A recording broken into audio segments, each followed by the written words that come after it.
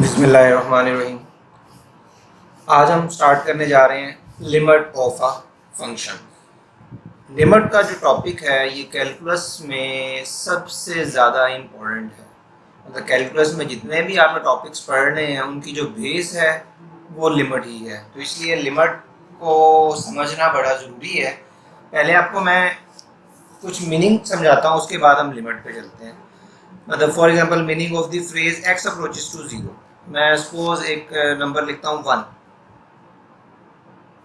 Next लिख देते हैं 1/2, then 1/4, then 1/8, then 1/16 up to song.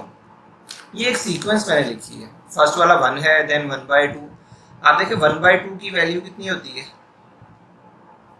0.5।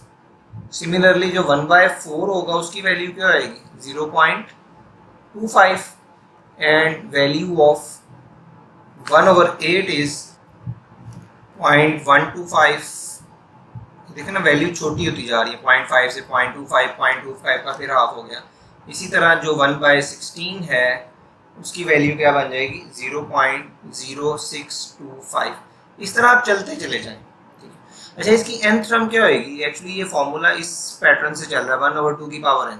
nth term इसकी ये है कि मतलब अगर आपको फर्स्ट टर्म चाहिए तो n 0 पुट करें तो फर्स्ट टर्म मिल जाएगी, 1 पुट करें तो सेकंड टर्म मिल जाएगी, 2 पुट करें थर्ड टर्म मिल जाएगी। इस तरह चलता चला जाएगा। ठीक है, अगर आपको लग रहा है कि आप 0 से स्टार्ट करना तो 1 आ जाएगा। अगर आप 1 से स्टार्ट करेंगे तो ये जो फर्स्ट वाला 1 है ये नहीं आएगा। ठीक है, जस्ट इतना सा चेंज आएगा।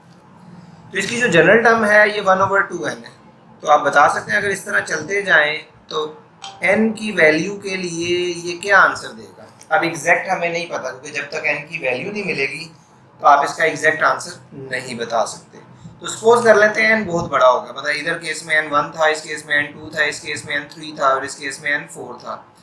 4 तक आते आते ये वैल्यू देखें 0.625 होगी। जब 5 पे जाएगा वैल्यू और 0 के करीब हो जाएगी, जब 6 पे जाएगा वैल्यू और 0 के करीब होती जाएगी। ठीक है, तो जैसे जैसे आप n को बढ़ाते चले जाएंगे आपकी वैल्यू क्या हो जाएगी? 0 के करीब होती चली जाएगी। तो 1/2 की पावर n जो है वो अप्रोच किसको कर जाएगा? 0।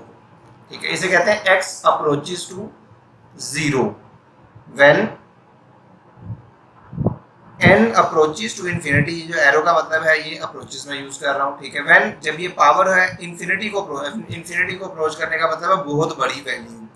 तो ये जो पूरा फंक्शन है ये वाला, ठीक है, इस फंक्शन को, ये पूरा का फंक्शन क्या अप्रोच करेगा? ये 0 को अप्रोच कर रहा है। तो 1/2 की power n is approaches to 0। ये है हमारा अप्रोचिंग वाली सेंस। ठीक है, तो ये जो सीक्वेंस चल रही है ये किसको अप्रोच कर रही है? 0 को। अगर इसको हम लाइन से शो करें, सपोज ये एक रियल लाइन है, ये -इन्फिनिटी से चल रही है, इधर इन्फिनिटी आ गया, ये मिड में आपका 0 है। ठीक है, ये 0 आ गया और ये हमारा सपोज 1 है। तो फर्स्ट वाला 1/2 इधर आएगा, ये 1/2 हो जाएगा। फिर नेक्स्ट 1/4 इधर आएगा, मिड होता चला जाएगा ना। फिर इसका और इधर, फिर और इधर, फिर और इधर। ये 0 से कभी पीछे नहीं आएगा। तो ये नंबर जब बढ़ते जाएंगे बढ़ते जाएंगे बढ़ते जाएंगे तो ये 0 के ऊपर आते जाएंगे, लेकिन कभी 0 भी नहीं होगा, लेकिन 0 के करीब होते चले जाएंगे। इसे कहते हैं x अप्रोचेस टू 0। ठीक है, तो ये नोट रखना है आपने, x अप्रोचेस टू 0 और x इज इक्वल टू 0, ये दोनों डिफरेंट चीजें हैं। इस केस में x 0 को अप्रोच कर रहा है, 0 नहीं है, लेकिन इस केस में x की वैल्यू 0 है। इसी तरह आप जरूरी नहीं है 0 को अप्रोच करें, किसी नंबर को भी अप्रोच करता है। Suppose x approaches to some point a, लेकिन वो पॉइंट a नहीं होगा, ये इस a को अप्रोच कर रहा है। अगर मैं रियल लाइन में आपको फिर दोबारा से एक रियल लाइन बना के दिखाऊं, सपोज ये इन्फिनिटी है, ये -इन्फिनिटी है, इधर हम कोई नंबर बना लेते हैं जी, आपका ये वाला नंबर a है। तो बताइए किस तरफ से आप इसको अप्रोच कर सकते हैं? तो आपके पास दो पाथ हैं। आप इधर से आ सकते हैं, इस पॉइंट से अप्रोच कर सकते हैं, और आप इस पॉइंट से भी अप्रोच कर सकते हैं। लेकिन कभी इसका आंसर मतलब अप्रोच कर सकते हैं, इसको टच नहीं कर सकते। ये अप्रोचिंग के मीनिंग है।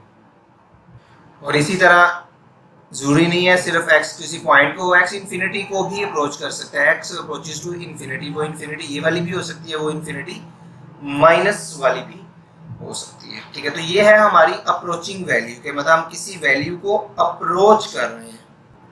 अब हम डेफिनेशन लिमिट की लिख सकते हैं। तो लिमिट ऑफ अ फंक्शन क्या है जी, let f of x be a function in an open interval near at a. Definition लिख देता हूँ, वैसे बुक में भी लिखी हुई है लेकिन इधर भी लिख देता हूँ ताकि एक्सप्लेन भी कर दूँ इसको। लेट अ फंक्शन, क्योंकि कैलकुलस पढ़ रहे हैं तो कैलकुलस में फंक्शन होंगे। Let a function f of x be defined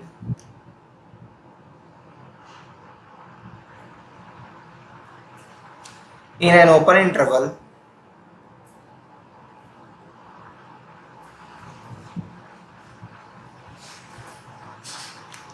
near the number a।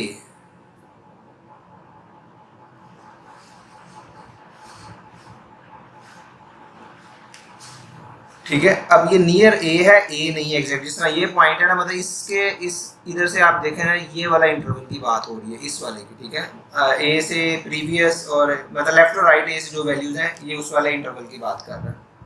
If x approaches to as, ठीक है, if as x approaches a, as x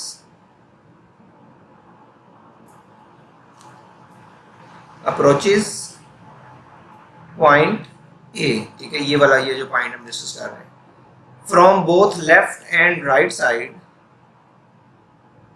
from both left and right side of A.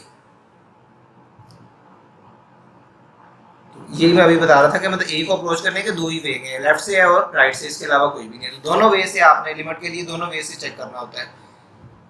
F of x approaches to, अगर आप इस ए को approach कर रहे हैं तो जो फंक्शन है then f of x approaches to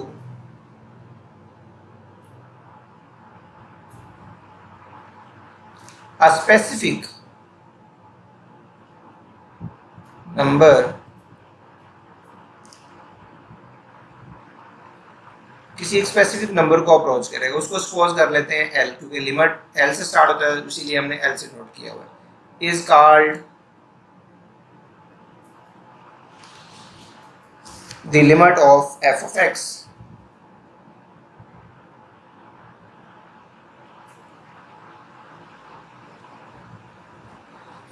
ठीक हो गया जी।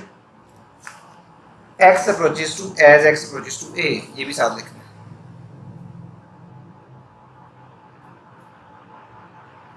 जब x a को अप्रोच करेगा तब फंक्शन किसी पॉइंट को अप्रोच करेगा जिसको हम l कह रहे हैं। सिंबॉलिकली किस तरह लिखेंगे, क्वेश्चन इसके बड़े सिंपल से हैं। ठीक है, डेफिनेशन थोड़ी सी समझने में मुश्किल लगेगी लेकिन क्वेश्चन बड़े इसके सिंपल हैं। Symbolically it is written as